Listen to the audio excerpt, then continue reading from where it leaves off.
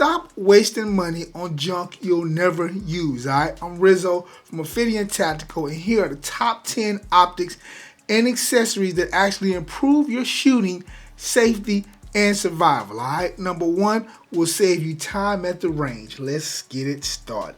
Everybody ready? Yeah. Real talk. You do not need to get every shiny toy. You just need the right ones, all right? So I built this list from the gear I was using teaching classes, and what new gun owners kind of trip over, all right? So I'll tell you why, how to pick one and what to avoid, all right? So first one out the box is a micro red dot, all right? So a micro red dot is the fastest way to make your pistol feel like a whole new gun. I had a student last month who was struggling with irons. Groups are kind of all over the place. So what we did was, had a different slide for the gun. We swapped, can't talk straight. You know he can't talk English. We swapped it out to a red dot. Within 10 rounds, she was stacking dots inside the 9 ring. So that kind of made it different. But I always like my students to learn on the iron first, but the red dot made a huge difference for her. So if you want to get a micro red dot, look at something like the Trigagun RMR. If you want bomb-proof, just top of the line. The Holosun 507C is a good choice depending on what gun you got. So if you want great performance without breaking the bank, just make sure the footprint matches your slide, all right? So don't want to get the wrong footprint and it's not for your gun, and you got to get it milled or get the right one. All right, so look here. Red dots are great, but when you need to stretch past 100 yards, nothing beats an LPVO. Got it right. Low power variable optic, all right? In a carbine class, one student had a plain red dot and couldn't quite see still at 200, all right? The guy next to him had a Vortex Strike Eagle 1-6. I don't know what it was. But that dude smacked 5 for 5 like it was nothing, all right? Another solid option besides that Vortex is a Primary Arms 1-6 X ACSS reticle. Just remember that a LPVO gives you close-up speed and reach when you need it. It is a great option. For 3 times magnifier, all right? If you love your red dot, but you want more reach, throw a magnifier behind it. Gonna be great. Doing a night shoot, I ran my EOTech EXP S3. I hope I'm getting these names right. With a flip to side magnifier, close targets at 25 yards, flip it out of the way, still silhouettes at 150, flip it back. It's like cheating, all right? So the EOTech G33 or the Holosun HM3X, great options. Both of those make your red dot more versatile without committing to a big scope. EOTech is obviously going to be more expensive. Holosun less expensive, not budget, but we'll go over budget options later. All right, so a weapons mounted light, all right? A light on your gun isn't about looking cool. It's about knowing what you're aiming at, all right?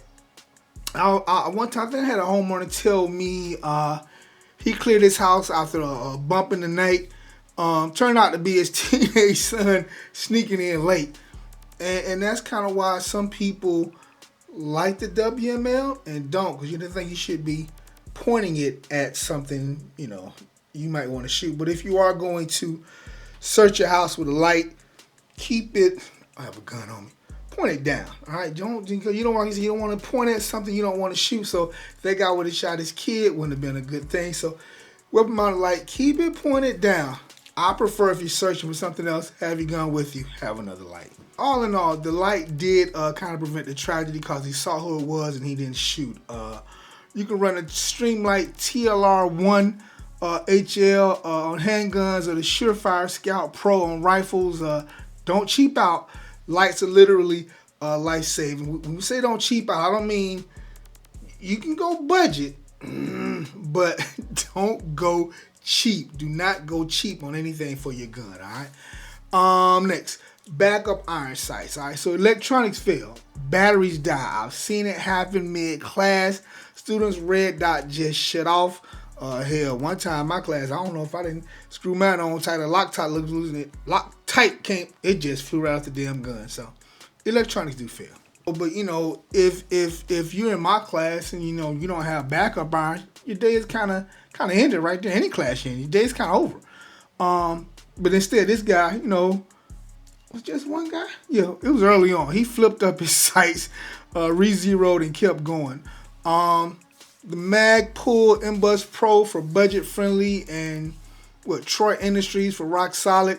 They sit out of the way until you need them, and when you need them, you really need them. All right, so a quality holster. All right, so a bad holster can be more dangerous than no holster. All right, I had a student with one of those floppy little nylon fake leather specials, collapsed the second he tried to reholster, and he almost flagged himself, flagging everybody else.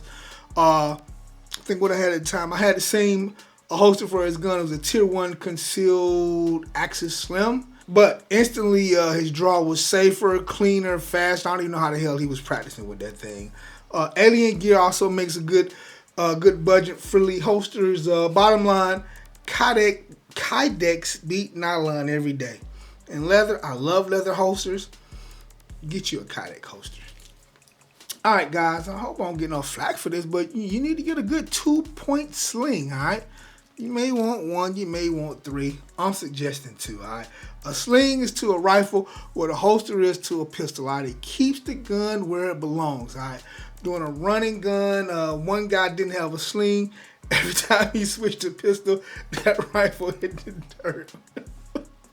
Another guy had a Blue Force Gear, one of the Blue Force Gear Vickers sling, tucked it, transition smooth, did everything he needed to do. Made me want to go get one. Also like the Magpul MS4, 2-point adjustable sling is one of those things you don't know you need until you run without one.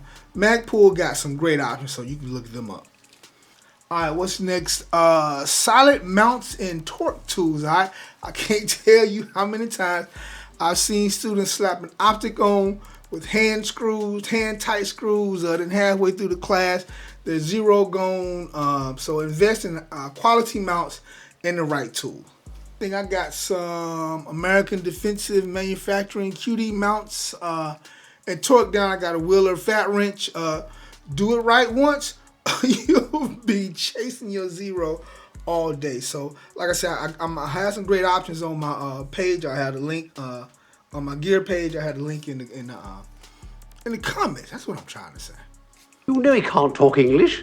Here's something a lot of people don't really think about, but you need extra mags and a mag loader. All right, you can never have too many mags. Ask anybody on a lot of guns, you never had too many. I watch guys show up with just 2 mags and spend more time loading than shooting. Meanwhile, the guy with 6 mags and with that mag Lula over there is always on the line, always learning. So stock up on factory mags first. Glock, SIG, Smith & Wesson. Then get a loader to save your thumbs. The mag loader, that mag Lula, oh my God. Okay. All right, so last but not least, electronic ear pro and safety glasses, all right? Listen, if you're training seriously, electronic ear pro and good glasses are non-negotiable, all right? The first time students try electronic ear pro, they're like blown away, like, whoa, gunfire gets quiet, but they can still hear me giving commands. So it's like having superpowers, whatever. So I recommend Howard Light Impact Sport for budget friendly, or MSA Sorting Supreme Pro X. I'm about to look them up. You'll see them on the page. The Sorting Supreme, if you want the Cadillac version. All right, for eyes, the ESS crossbows or Oakley, Saint Ballistic M frames will keep you safe and clear. You don't have to get those. I'm giving suggestions. Like I said, I got links down below. Y'all can get them. All right, so look here. Which one should you buy first? If you carry a pistol, start with a micro red dot, a proper holster. If you run an AR pattern rifle, get a LPVO backup irons. If you want links to the favorite picks, check out the pinned comment in the descriptions. Some are affiliate links that kind of help me help me making content. So if you like this, hit subscribe. Don't forget to like and subscribe. Drop your must-have in the comments.